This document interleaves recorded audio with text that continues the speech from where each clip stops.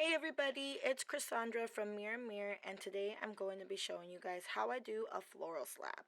This one in particular was for Christmas, hence the colors, but feel free to use any color combinations that you guys like. I personally think the slab comes out really pretty. Please remember to like and subscribe so that way I'm able to bring you guys more content like this. I definitely have a lot of ideas for the future, but go ahead and leave a comment down below of what you guys really would like to see, and I can make sure to work on that. And I apologize, we are still new to YouTube, so our quality might not be the best. I honestly shot this with my iPhone, but I promise that my next step is to up our YouTube game, so stay tuned for that. Everything I'm doing is just from my own personal knowledge of learning how to work with clay and also working with gum paste and fondant in the past. So if you see some tools that look like they're from Wilson, that's because they are. I will try and tell you guys all the names of the tools that I'm going to be using, but if I don't know the exact names, no fear, I will be putting all the items that I use in the description bar down below. So let's go. So the first tool we're going to be using is this tool from Wilson. It is for gum paste. It is a flat pointed tool. The other side is just skinnier, but we're going to use the bigger side. You're going to need a soft little mat. You're going to need a silicone tool. This one has an angled, triangular angled like end. I love this one for leaves and detailing. It's my fave. I'm also going to be using just a regular paintbrush. Anything fluffy will work. Some white paints, circle tools just for the shapes that you want. These are the ones I'm going to be using for these shapes in particular. Some white clay. I use souffle, igloo. We all know that one. Cowboy right there. This one I believe is latte. I didn't even mix these colors. These are just straight out the back. This one I mixed. This is just a light green clay and then a red clay. That one I did mix a little darker, so it's more like a deep red. Doesn't show up too well. You're going to need a petal cutter or I don't know what that is, teardrop, I don't know. I call it a petal cutter, like leaf shape. And then something to put your paint in. So you are going to be putting your clay over there because it'll get in your way if it's not. And then here I am just cleaning it off, making sure there's not as much dust. There you go, blowing stuff off. You know how I do. My paint brushes, which I love to clean off like little dust and make sure I try to get my work surface as clean as possible. So now I'm just mixing up the paint, gonna put a little bit in there. You don't need a whole bunch, just a little bit.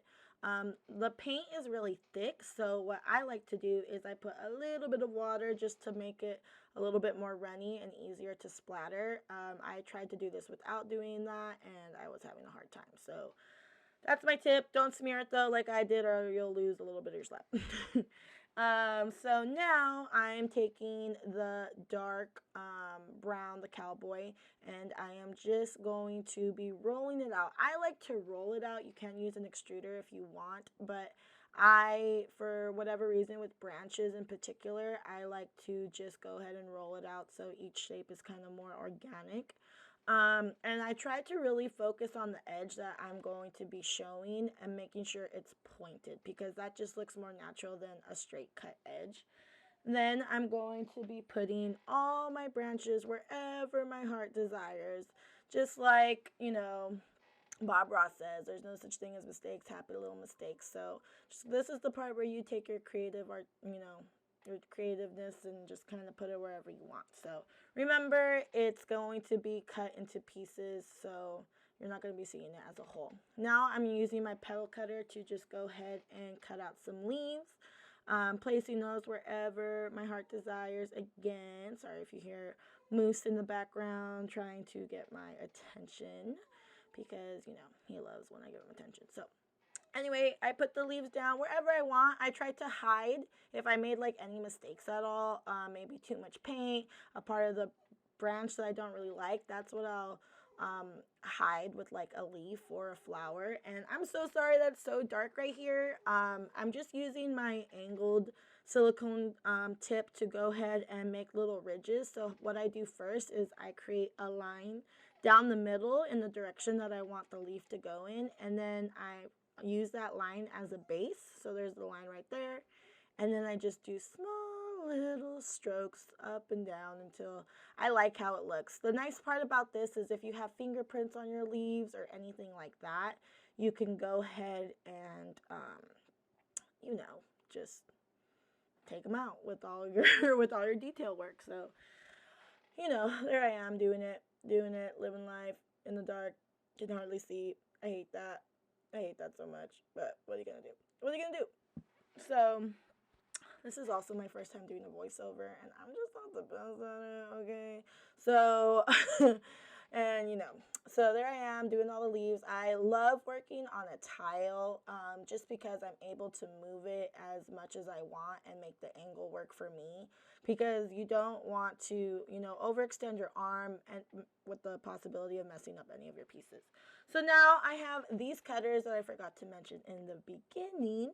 And I'm just taking this little star cutter. It's actually, these are from Michael's, I think. And I just am cutting out, they're like a flower pack or something like that. But this one kind of looks like a star. So I'm just rolling out some igloo. You want these to be thinner than your slab for sure. And then I'm just taking that tool, starting from the center and just pulling it. Literally just pulling it. It's honestly the simplest technique. If you're having a hard time or if it's ripping, then more than likely you just probably need a better clay. Souffle will definitely be able to handle this even if the clay is rolled out kind of thin. So I think I use on my pasta machine, it's on the like 3 or 4. Normally I do my base of my earrings at a 1. Sometimes a 2 if I know I'm going to be putting resin on top and it'll make it thick. But these white flowers were rolled out at a 3. So now I'm just going to keep on doing that, taking the tool again, lying it flat, and then just pulling out. You definitely want to do this on a soft mat like I'm doing, because if not, then the clay will not move with you and it'll get stuck to the surface that you're trying to do it on. So definitely, they're super cheap. I don't even remember where I got mine. I've had mine for like like 10 years or something like that. So, you know, but I'll definitely link it down below. So now I'm working on pine cones, or they kind of look like pine cones. And I'm just rolling out at the same thickness. I'm just cutting out little circles and cutting them in half, just so that way my pine cones are all similar in size. And I'm just rolling out little balls. Don't worry about fingerprints or none of that right now, because you're going to go in and take your tool and literally just poke it. You just want to poke it. You know, pine cones don't look all, they kind of do uniform and stuff, but it's okay. Just have fun with it. You know, that's what this is all about. So you're just going to poke it. You can honestly use any tip. I use this one just because I had it out from working on the flowers, but you can use the angled one that I use for the leaves or anything pokey. I wouldn't necessarily recommend a straight up needle tip. You want something that has like a triangular, I guess, point, only because it's going to look more like a pine cone. Otherwise, it's just going to look like it has like small little holes in it. And the angle of the tip gives it more of like a, you know, pineapple. I mean, pineapple. It's not a pineapple. A pine cone shape. So, yeah, there you go. Just, you know, have some fun with it. Like I said, you know, that I don't even think they 100% look like pine cones. For whatever reason, this clay was like super like moldable, and you know, it like kind of smushed them a little bit more than I had hoped. So now I'm just taking my red and I'm going to be putting some berries, mistletoe, whatever you want to call them. And I'm just rolling out the balls super, super small. Not super, super small, but small enough. And again, any mistakes that you made, you want to take this time to use everything to hide them, because, you know, you don't want people to see your mistakes. I mean, unless you want to. But I'm just rolling them out, putting them wherever I please, trying to put as much as I can, because I want every pair that I make to have a flower on it. I want everybody to be able to have a little something, something on there. And, you know, just going at it. Just going at it. There we go. There's another one. And now, my favorite part, I love this tool. This is a star tool. And I'm just poking it. just poking it. And that's also going to help it stick, because if you just leave like a little circle on top, they sometimes fall off, and you know, I hate that. So I'm just going to poke, poke, poke, and it makes them look like little berries. It's honestly the cutest. This, for whatever reason, is like my favorite part. So, you know, there goes the red, done with the red. I'm going to take a little bit of gold. I don't think I mentioned this one in the beginning. Maybe I did, maybe I didn't, I don't know. And I'm just going to be rolling up some balls again. Littler this time, because these are going to be the center of our flowers. So I'm just rolling, little babies, little babies. If you guys know where that, if you guys watch Bob Burgers, you know what I'm talking about. My little babies. But yeah, you know.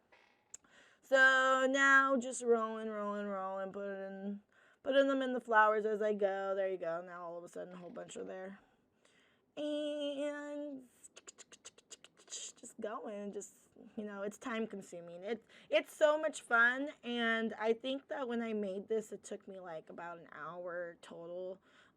You definitely get faster with practice, and the more that you do it. I've made this slab a couple times already, so I'm kind of familiar with it already. The first time is always the most time consuming, because you're trying to figure out what works right, what goes together, and stuff like that.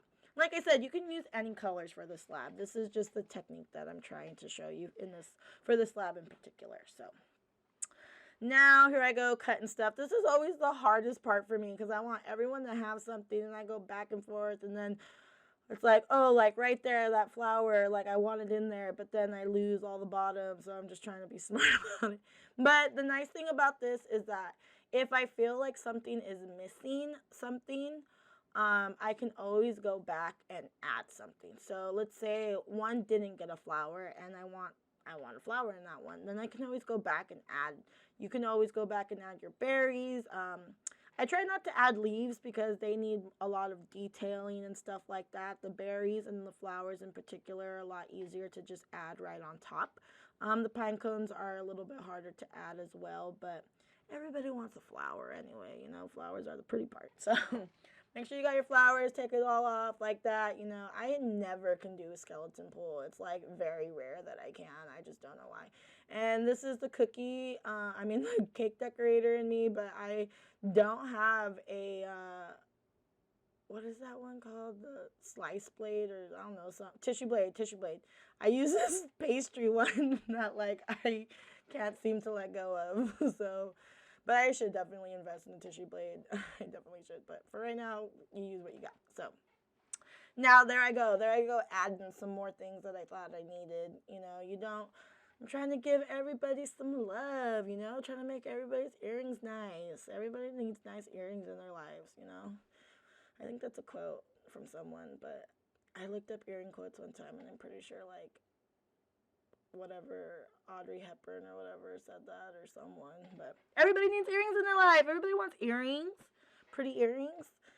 So yeah, there you go. Now my earrings are done. And honestly, even if I smush this all up with the color green that I have as the base, all the colors mixed up into it pretty much leave it exactly the same color as the base, which is cool. So there you guys go. If you guys have any questions, feel free to leave them in the comments down below. Like I said, I'm new to this, so be gentle with me. I'm fragile, okay? And yeah, I hope you guys liked it, and I will definitely be bringing you guys more. See you guys again soon. Bye.